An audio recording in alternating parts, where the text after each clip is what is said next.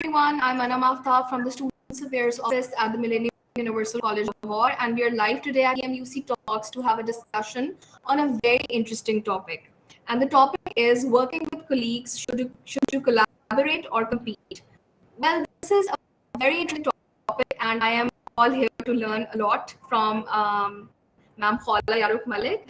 And with me today, I have Miss Khala Yaruk Malik, and she's the Dean of Academics and Internationalization at a TNEHE Institute in Pakistan. Miss Khala has been in academia for over 20 years, and her expertise include not limited to international higher education, transformational leadership, partnership approvals, and management, and delivering undergraduate and postgraduate programs benchmarked to the QAA UK and to partner expectations. And she has developed student and staff policies, driving and implementing the organizational quality assurance and enhancement strategies, managing a large team, and proactively developing training programs based on program requirements. And today the topic is pretty interesting because there are a lot of questions that come into our mind when we are working somewhere. Is it a company's culture that determines whether the employers they collaborate or compete? Does a manager play a pivotal role in this choice? Is there a have to look for? And there's some of these are some of the many questions that pop up in our mind when we ponder over this topic. So hello, Ma'am Khala. We're really looking forward to learning from you a lot, and I'm really excited for this session. Thank you for inviting me. And now it's an excellent topic. I don't know who came up with it, but if you look at working with teams is the most challenging thing to do because people management, human behavior, tricky business. Very tricky indeed, because a lot of people they have they come from a lot of different backgrounds, and the way they think and the way they process, it's really different. Ma'am, let's move on to the first question. My first question is for you.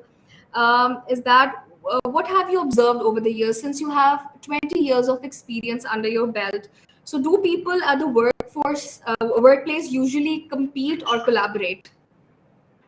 So I think it has a lot to do with the kind of like you rightly said, the kind of culture that you've cultivated, the kind of synergy that you have, the kind of leadership that you have, the kind of managers that you had and have working with you. So like I always say, not every day is for battle.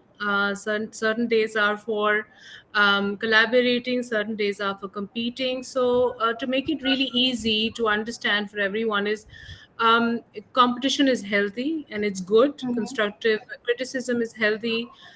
Pushing each other's boundaries is healthy as long as it's done in a way where people that are working in the team feel motivated, which is the toughest thing to do, is to keep people motivated and positive and passionate about, let's say, because I've always been a strong proponent or a strong believer that leadership is about people's energies. And if you can channelize people's energies that you're working with as a team into translating whatever the leadership's vision is, the company's vision or ethos is, I think that it's extremely important. That's why people at the managerial level, people who are leading teams, it's so important for them to be agile, to be flexible, to be good human beings. So it's to keep it very simple, Anam.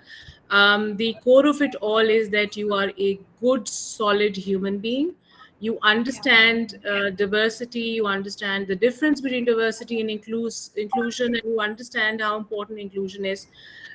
You're able to not only take your team forward, get projects done, and with 20 years, what I've learned is that more importantly, what I've learned is when you start your day, you start your day with knowing two things. One is that not you might not always be right, and you are open to learning. So if you're a leader sitting on a desk or are working with a team in which you are leading a project or a team, if you're someone who's open to learning and are agile, and you understand that your point of view is not the only point of view in the room, you'll be able to do a lot better. I agree. And does competition necessarily bring about conflict? Well, depends on who's managing, or who's looking after a team. So there definitely will be conflicts, because there will be people who would have difference of opinion. So it depends on if somebody is disagreeing in a team, and if it's a healthy disagreement and it's not hindering the process, then obviously the competition does bring about conflict, and it's natural to have conflict. It's natural to have friction. It's extremely important to have disagreements in a room, because if you have an agreeable room, I feel that either you change the team or you change your room, because that means that you're with people who are conditioned to be saying yes to you. Because yes sir wali jo mentality hai, that's not That's true. healthy, that's not fair, and that means you're working with people who are either afraid to say I disagree with this, or they're just people who are conditioned to give the right responses. So and I feel conflict is all right, as long as the leadership sitting there, the managers sitting there, and I keep saying this, the team that's sitting there can manage conflict and accrue better benefits from it. It's all right. And yes, there is always conflict in a good working healthy team. Yeah. So what you said earlier, that you have to pick your battles. So I think this goes right over here as well, that you have to pick your battles. You cannot fight for everything. You should choose wisely what you fight for. So Yes, and if yeah, it's okay. if there's a conflict, you just have to look at the conflict, or is it a personal conflict, is it a professional conflict? If you disagree with something, you have to just see what is going to benefit the end goal, whatever your vision and whatever you're trying to achieve. So there are things that I work with my team, I disagree with, but I go ahead and let them, because again, my job is not only to establish or work on timelines, but it's also to develop more leaders or better managers around me. So there are times when I'm saying it publicly. If I hope my CEO doesn't get to hear it, but that I'll allow my team to make mistakes, because the mistakes are things that they will learn most from. So I agree with them when I can see that there is something that they're saying that might turn them into this might go into a roadblock or a hindrance. But I allow it sometimes, because I feel that they will learn better that way. Yeah. Okay. So does the choice of collaborating or competing depend on the culture of the workplace, or it varies from an individual to individual? Well, it depends on if the individual is just recently joined. So you see that it's human nature is that हम बहुत जल्दी condition हो जाते हैं एक जगह के culture से. डिपेंड करता है हम कितने डिस्ट्रप्टिव हैं, हम कितने इंडिविजुअलिस्टिक सोच के साथ आए. So for example depends on the culture, yes, but on individuals also. I've been known to be very disruptive. I've worked in this organization for 10 years. It's not tamed me down, or it's not conditioned me thus far. And I'm always the one challenging the status quo, the ethos, or if there's something I don't agree with, I do voice my disagreement, and I do correct, even if it's the highest person in the hierarchy sitting there. So I do feel that a culture does donate, and does drive the kind of conversation that's happening in meetings. But and there are individuals like me that will always be the other side of the current. That's great. You should never actually lose your personality. This is what I really admire about you all the time. So, Thank you so much. all right. So, if someone is blatantly competing with you, or maybe you see each other as competitors because you might be up for the same position, how would you recommend approaching that? Because it often happens at the workplace. So my the rule of thumb is I've always in my personal life and in my professional life have had one rule of thumb, which is that if I don't want, or if I've not decided today to have a disagreement with someone, no matter how much someone tries, because I've not decided to have a fight today, you could be saying all kinds of things to me and I'd be smiling, because it's not something I want. So I always control. The control is not the right word, but I always try and direct things in a way where they're positively handled. And whenever I leave a meeting or I meet someone, I always try at least that when I leave, there's good energy that I'm leaving with. So if there is someone who's competing for my position or is directly involved with what the work I'm doing, I am extremely good at befriending them. In fact, certain times I get to hear this a lot that इसको तो मैंने confrontation के लिए या competition के लिए खौला के साथ भेजा था, and he or she has become खौला's friend and ally. How did that happen? So I have that with me, and I think it's something that I've learned over the years, that if you help people, if you're kind towards them, and if you so I say this for my students as well as for my teachers and my colleagues. When someone joins in new, you're extremely kind and nice to them. It's their learning curve or period, even if they're after your job, and you will always befriend them. And especially when someone's having a very bad day, I say this to my teachers also. So you could be mad at your student the entire year, but when he needs your help, when he's down, or when he or she is having a problem that only you can solve, that's not the day to remember that I'm mad at my student or I'm not happy with them. That's the day you help them. And the day you help them, they will definitely never forget it. And you have an ally and a comrade for life. So all my students that know me, have studied with me, or I've managed them in one position or the other, if you meet them, they'll all have a lot of respect for me, is because I befriend them, I collaborate with them, and more importantly, on their bad day, I remember to help support them, because I know कि अभी इस वक्त मैंने help की, तो ये fan club for life है. Yeah, that's true. Kindness goes a long way. That's very true. It's very hard to All fight with me when I've decided not to. So, if answering your question, if somebody's coming for my position or in competition in a meeting, I am their biggest supporter and ally. I sometimes pleasantly surprise people all the time like that. that's great. All right. Goal of manager here, is it to help people get along better or to promote a healthy competition? It's a balance of both, and sometimes you need the competition for the work to be driving. There are times when I would have two team members in a team, and I would tell one or the other or both of them that the other one's doing better than you, especially if they are, so to sort of egg one on or push one on. And there are days when I actually work on their team building, because initially if you work on the team, so we eat together, that's something we do. And I listen to a lot of music in my office, so I make sure that their choice of music is being played sometimes. So there's a healthy camaraderie and sort of a healthy, environment. So and I have certain traditions that I have with my team. Small things that we do, sharing a meal, listening to music, high fives, small things. When someone is not well, I make sure that my team, all of them, I ask them, did you ask the certain person they're not well, they didn't show up today? So like small things that we've created, so it creates camaraderie. And there are days when I have to pitch them against each other slightly positively, so that the work gets done. Healthy competition. Yeah. Okay, so my next question is linked to this answer of yours, which is when to cooperate and when to compete. Is there a spectrum that we have to look for? Of course, there is. So there are, if you're a good manager, you would know which of your team members can take a bit of competition and a bit of push. I'm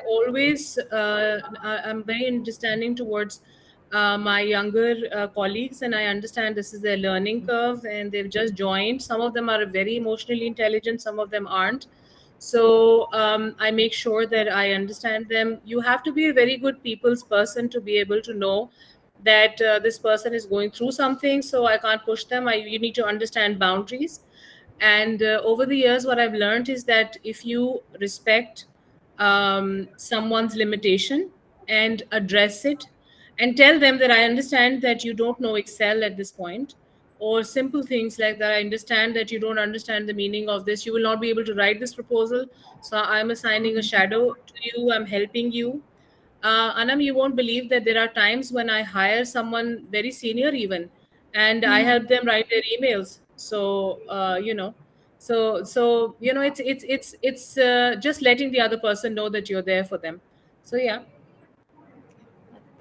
That's true. All right, so moving on, how to balance competitive nature and still be a collaborative player? Because a lot of That's people, they're that really, yeah, yeah. that's the most difficult. That's the most. So if I've always enjoyed working with really competitive people, but Mhm. in a team where there are less competitive people and very competitive people, Yeah. what happens is that the work of the people that are less competitive gets overshadowed by someone who's extremely competitive. And I've always there's an example of an individual that I worked with. She would do everyone's work, and she would do everyone's work and more, and the rest of the team would just look at us and they wouldn't have anything to do. The next day she'd come up with the proposal, come up with the research, come up with the questionnaire, come up with all the work that was supposed to be done in one day. So she was extremely competitive. So I would tell her that you're literally cannibalizing the other team's work. So I had to slow her down. I had to obviously counsel her and talk to her. But then I came up with something that's called differentiation in a classroom where teachers भी ऐसे ही करते हैं. So you have really like really well high performing students and low performing students. So I did was then I would have a separate set of assignments or tasks for that particular individual, and the rest of the team would have a different kind of assignment. So I would manage them. Otherwise yes बहुत ज़्यादा डिसग्रंटलमेंट और grievance हो जाती है team के अंदर अगर Mhm. आप एक बहुत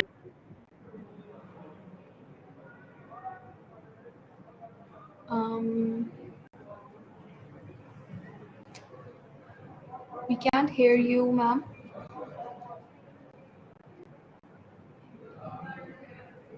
I think there's some issue with the internet, perhaps. Um, Can you hear me, Anam? yeah, ma'am. I actually we lost you for like quite a few seconds. I think there's It's something okay. not wrong with the network. Yeah. Yeah, it's okay. Yes. Now I can hear you. Okay. Are there any more questions, Anam, for me? Yes, there are actually. There are a few more questions. Where do you think the biggest surprises come where when people are in collaborative workspace? Oh, I've had a lot of so many funny anecdotes. So there's been different kinds of teams that I worked with. I've been pleasantly surprised by, let's say, an individual or a team member that was not performing really well at all throughout the year, but there were times when we gave them a certain kind of task that he or she enjoyed the most. So I was always pleasantly surprised knowing that they always could work. It's just that they didn't enjoy. They were really bored from the work that I was giving them initially. So you've got to understand and learn कि आपके team members की क्या strengths हैं. I was pleasantly surprised once when one of my really low performing and you could say quiet and shy, timid team member one day at one of our those breakout sessions that I usually have with my team. I always sit with them and I eat with them and I have that kind of a camaraderie with them. He sang a song for us, so it was extremely highly surprising because we didn't know that he could even sing. But because I was sitting there and I was able to then I connected with him through music, and we've been really good friends ever since. And he said that he was always very intimidated by me because I was the project leader at that time. And after that meeting, I was so pleasantly surprised that not only is he an excellent singer, he's an amazing human being. He's just very shy and probably overwhelmed with my personality, or probably what he had heard prior to joining the organization about me, that I am extremely and there's a very friendly side to me, and there's another side to me. If you don't know me, then you'd probably be a little intimidated. So yeah. So Okay, we get happened all with me as wonderful well. friends. When I first met you, yeah, it happened. Okay, Yeah, that so happens. ma'am, I my don't know last. why, but that happens. Sorry, Yeah. ma'am. I said I don't know why. I mean, but that happens. Probably it's the face expressions, and it's probably goes with the designation, and Yeah, a lot of probably things. because of the designation, but you are a gem. That's what I've realized over the passage of time. I really like your personality. I really admire it. You're just yourself all the time, which I really like. Yeah, Okay, you got to ma'am. you got to Lastly, keep that. Yeah. ma'am, my last question. It's not a question actually. It would be an advice that you would like to give to the newbies who have just joined the workforce and to the managers as well. So there's so much advice I can give. Like I could go another hour on the kind of advice I'd give to people that join. And the first thing that I've always done is that I always respect my seniors. And there are times when you see your seniors struggling with a digital platform and they don't know Snapchat that well or something like that. So I would advise my juniors or the people that are coming in is to always respect the limitations that senior might have, but learn from their experience, because experience is intangible and that's something that you can never replace. So always respect them. And there's so much that I can say, but there's always this one line that I've learned from Adam Grant, and I always say this, that you know how new people come in, they complain a lot. So ye nahi hai, wo nahi ho sakta, she's saying this again, oh my god, apne line manager ki burai karna ye wo. So I say that you be the leader you always wanted to have. So that's the one line that I've lived with, that all your life, let's say if you were struggling or you did not agree with the leadership style of your line manager, how about you become that person? Even though you're not a leader in a leadership position right now, but जो qualities आप अपने line manager, leader में, manager में देखना चाहते हैं, वो आप खुद emulate करें and work on that. So be the leader you always wanted to have, That's really is my nice. That's advice. very good advice. Thank you, ma'am Khala, for your time. It was indeed a very fruitful session, and I learned a lot of things. And I'm sure that people who are, who have joined the session and who would look at it in the future as well would learn a lot from you. And I I hope would also, yeah, and we hope that we were able to answer all of the questions that people had. And we will be back with many more interesting topics in the future as well under the TMUC Talks. And this is Anam Aftab signing off. Thank you so much, Ma'am Paula, again for thank being with you. us today. Thank you. Thank Okay. Thank you. Thank you. So how do I leave? There.